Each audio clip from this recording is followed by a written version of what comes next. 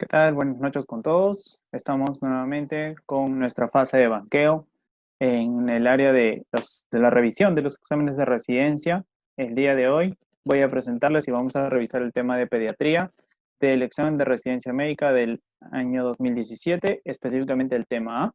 Soy el doctor Fernando Arias y trabajo en el Hospital Cayetano Heredia y vamos a revisar conmigo esta parte del examen de este año, del 2017, para comentarles directamente el resumen de preguntas que normalmente vamos a encontrar en un examen de residencia en el área de pediatría. Se conforma por dos áreas un poco más subáreas, podríamos decir, neonatología y pediatría, ¿no? Neonatología con temas relativamente sencillos, prácticos, con preguntas casi en la misma proporción que pediatría, pero con, obviamente, preguntas con niveles de dificultad más bajo. Y pediatría, que sí tiene muchos temas más diversos que normalmente pueden estar aglomerados en el área de neumología, emergencia, infectología. Hay que tener en cuenta que neonatología tiene también recurrencia de preguntas en algunos temas en especial, como atención inmediata, RCP, e incluso síndromes de dificultad respiratoria. Es por esa razón que es importante poder tener la revisión de estos temas para asegurar preguntas que relativamente son más fáciles de responder. Hoy vamos a revisar 21 preguntas y vamos a comenzar con la primera. Tenemos pregunta número 1. Al recibir en un acervo control a un recién nacido flácido, que no respira espontáneamente, tiene frecuencia cardíaca de 80 y nace bañado en líquido amniótico claro, ¿cuál es la primera acción a realizar? En las preguntas de reanimación hay que tener en cuenta tres puntos importantes. El momento en el cual nos están preguntando la reanimación, las características del recién nacido y las características del líquido. En base a eso nosotros podemos tomar decisiones. Es muy distinta las acciones que van a hacer en primer momento, en segundo momento o en última instancia. Generalmente cuando son maniobras más invasivas son las que se van a realizar después, no se realizan en una primera circunstancia. Adicionalmente, las medidas que nosotros tomemos cuando un líquido es claro versus a un verdoso también cambia. Y si tenemos a un recién nacido que llora, que está vigoroso, frente a un flácido que no se mueve, normalmente también hace la diferencia. Casi siempre las acciones primeras son la del posicionamiento, el secado, la aspiración. Sin embargo, cuando el paciente se encuentra en mal estado, ahí puede haber las primeras funciones o las primeras maniobras de reanimación, la cual siempre va a ser la ventilación a presión positiva. Esa es la razón por la cual ese paciente se le aspira primero y luego se le hace ventilación a presión positiva.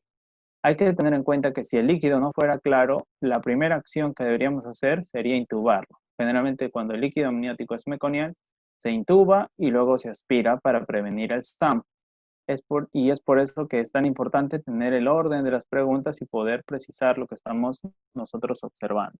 Cuando nosotros vamos al algoritmo de reanimación neonatal, tenemos que tener en cuenta que hay preguntas que nos tenemos que hacer para anticiparnos de una reanimación. Si el embarazo es a término, si el líquido amniótico es claro, si respira o llora y si tiene tono muscular. Porque en base a esto nosotros vamos a poder decir si es a término, si es el líquido claro, si llora, si tiene buen tono, pues se le va a dar una atención de rutina.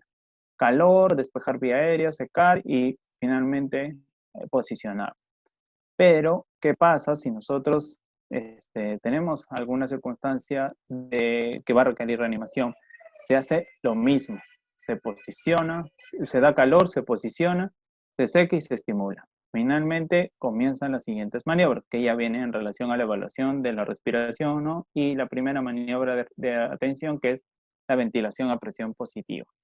No olvidar que al momento de la limpieza de la vía aérea o aspiración, que también se puede denominar, el líquido claro es el que se aspira. El líquido meconial es el que idealmente se debe intubar y aspirar, sobre todo si el recién nacido es flácido, no vigoroso.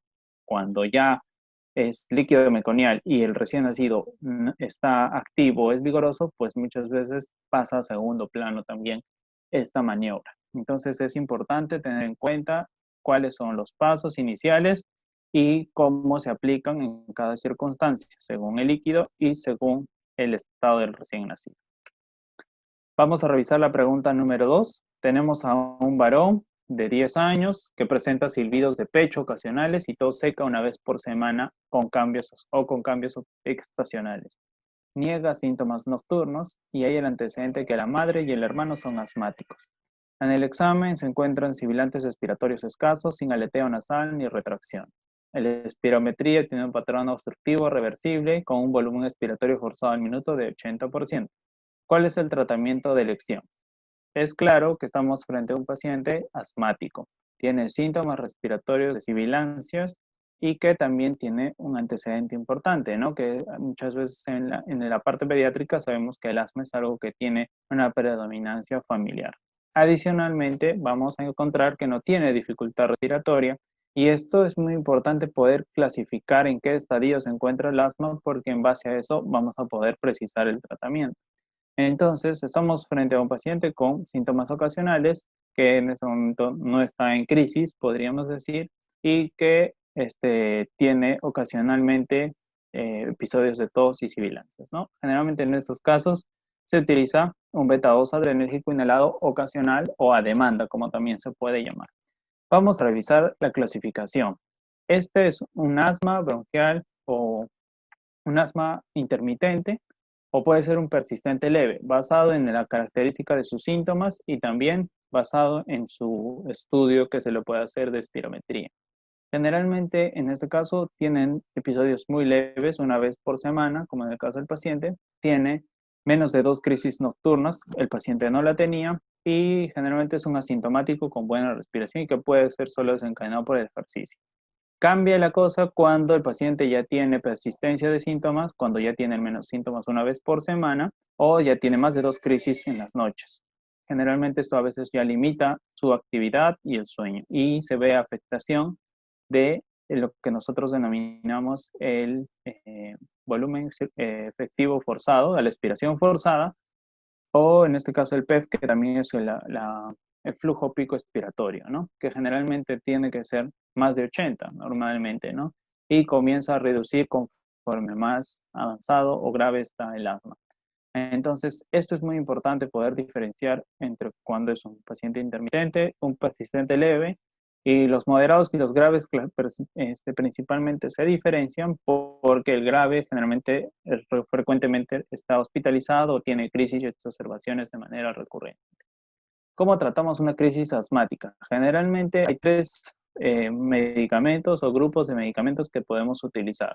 Los beta-2 de acción corta siempre se utilizan en situaciones agudas, especialmente el salbutamol. Hay muchos otros, como el albuterol, el levalbuterol y la terbutaline. Generalmente se usan porque tienen acción rápido. Actúan apenas los colocamos y tienen o pueden llegar a durar de 4 a 6 horas. Generalmente son de elección para rescate o para demanda cuando hay síntomas. Adicionalmente, se puede usar anticolinérgicos, el celipatropio.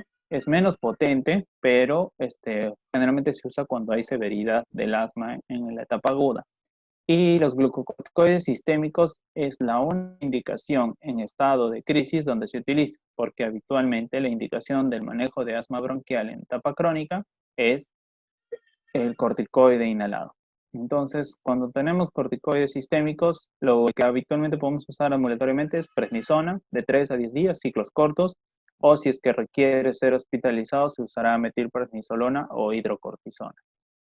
Hay que valorar siempre el uso de la terapia asmática en pediatría, basado en que siempre el inhalador tiene que ir acompañado de una aerocámara, sobre todo mientras más pequeño sea el niño. Y valorar la necesidad de nebulizaciones si es que el niño no llega a colaborar con las inhalaciones. Recordemos que la efectividad de la terapia inhalada es en relación a la colaboración del paciente para poder recibir y poder respirar el medicamento propiamente. Tenemos la tercera pregunta. ¿Cuál es la relación de compresión-respiración en la reanimación cardiopulmonar del neonato? Este es un concepto bastante puntual que deberíamos recordar y tenerlo todo porque es parte de la práctica diaria y aquí la relación es 3 a 1. Vamos a revisar la segunda parte del algoritmo de reanimación neonatal.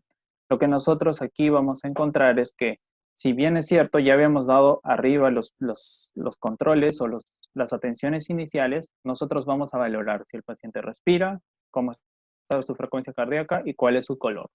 Si el paciente está apneico o tiene frecuencia cardíaca menor de 100, Normalmente el siguiente paso es ventilación a presión positiva, como lo vimos en la pregunta número 1.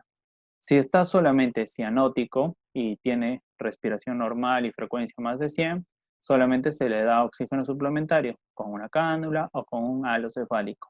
Pero si la cianosis es persistente, sí, normalmente tenemos que ventilar. Hasta aquí, casi el 90 hasta el 95% de recién nacidos se recupera. Luego se valora la frecuencia cardíaca. Solamente se inicia las compresiones torácicas si es que el paciente tiene frecuencia cardíaca menor de 60. Y ahí es donde nosotros vamos a iniciar los ciclos de compresión, respiración. ¿Cómo se realiza esta? Generalmente se realiza con la maniobra de 2 dedos sobre el esternón o ambos pulgares bajo el tórax. ¿Cuándo se inician? Cuando la frecuencia cardíaca es menor de 60. Es la única indicación de compresiones torácicas en el recién nacido. Por ello, y es importante también que la vía aérea tiene que estar asegurada previamente. Puede ser con intubación si hubo la necesidad. Palpamos del tercio inferior, generalmente es el lugar donde se hace, se puede hacer con 2 dedos, que es una sola mano, o con los 2 pulgares, que se utiliza la maniobra con 2 manos. 3 compresiones, una ventilación es el ritmo, y en un minuto deberíamos lograr hacer 90 compresiones y 30 ventilaciones, de manera intercalada. Esto se puede realizar tanto de forma de un solo reanimador o con el apoyo de 2 reanimadores. Y tenemos a continuación la pregunta número 4.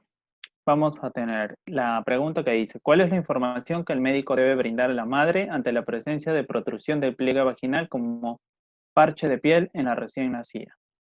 Hay que recordar que en el examen físico del recién nacido tenemos características que van a ser normales y es importante poder precisar si estas están asociadas a una patología o es parte del examen físico normal de un recién nacido, ¿no?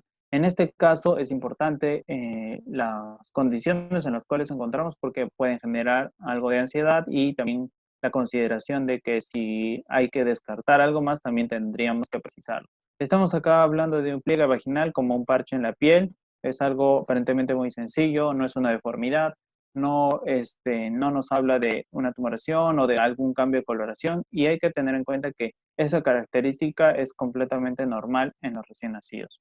En el examen genital de los genitales femeninos de una recién nacida hay que tener en cuenta que hay características como los labios mayores generalmente son un poco más grandes. Vamos a tener que estos también van a tener la particularidad de que tienen un color rojizo y eso es algo que hay que recordar y explicarlo, porque de todas formas puede generar ansiedad. Lo que nos pregunta lo que había que comentar en la pregunta es el parche mucoso o este pliegue vaginal que generalmente está unido a la pared de la vagina. No tiene relevancia clínica, es algo que va a pasar o se va a posicionar y no va a tener ninguna complicación. Y algo que es mucho más importante es esto, la descarga vaginal o la secreción vaginal que pueda tener una recién nacida. Siempre se consulta o siempre se puede estar asociado a que esto es algo patológico. Pues no, es algo frecuente, generalmente tiene características de que es claro o blanco y en algunas circunstancias puede estar teñido de sangre. Y la característica es que va a durar pocos días y es autolimitado. Particularmente si es que el flujo fuera sanguinolento, tampoco es patológico. La mayoría de las veces es normal. Y esto se debe a la abstinencia materna de los estrógenos que nosotros debemos que explicar para que no esté asociado o genere ansiedad, particularmente considerando que pueda ser alguna enfermedad. Siguiente pregunta. La pregunta número 5. ¿A los cuántos meses de edad se aplica la primera dosis de vacuna antineumocócica? Así como esa pregunta de vacunas, va a haber muchas otras que lamentablemente tenemos que sí mencionar que requiere de que nosotros aprendamos o tratemos de memorizar de una manera más objetiva lo que es el esquema de vacunación. Te van a preguntar las dosis, cuántas veces se tiene que colocar y en qué meses se tiene que colocar, más allá incluso de que para qué sirve, cuál es la etiología de la vacuna, ¿no? En este caso, el esquema de vacunación dice que a los 2 meses. ¿Y cuándo más tenemos que colocarlos? Las son 4 dosis de antineumocócicas, colocan a los 2, a los 4 y a los 6, algo bastante sencillo y se correlaciona con otras vacunas que también se colocan en los mismos meses. Es por eso que vale la pena aprender. Eso es unas ventajas del último esquema de vacunación que los han agrupado así. Hay que tener en cuenta que neumocócicas sí protege contra formas graves de enfermedad por neumococo. hay que tener en cuenta que existen un montón de serotipos de neumococo, sin embargo, 10 son los más comunes y justamente esos están incluidos en las vacunas. Tenemos dos tipos de vacunas que particularmente se pueden utilizar. Hasta el 2010 teníamos la heptavalente, ¿no? Que cubría 7 serotipos. Actualmente existe la 13 valente y es la que normalmente se coloca en niños hasta los 2 años. Se coloca en 4 dosis, 2, 4, 6 y idealmente un refuerzo al año de vida. Sin embargo, existe también otra vacuna antineumocócica que generalmente se utiliza en niños más grandes, mayores de 2 años, no se usa en pequeños y también está indicada para adultos. Hay que considerar que esta 23 valente se considera también para pacientes que son inmunocomprometidos o tienen alguna clase de asplenia funcional o anatómica, también debe considerarse. Una variación y una particularidad de esta vacuna es que si no se ha dado ninguna dosis hasta más o menos los 5 años, se puede dar todavía una dosis si es inmunocompetente y dos si es que tiene alto riesgo o algún factor que lo predisponga. A continuación tenemos una breve pausa y volvemos a continuación con el resto de preguntas.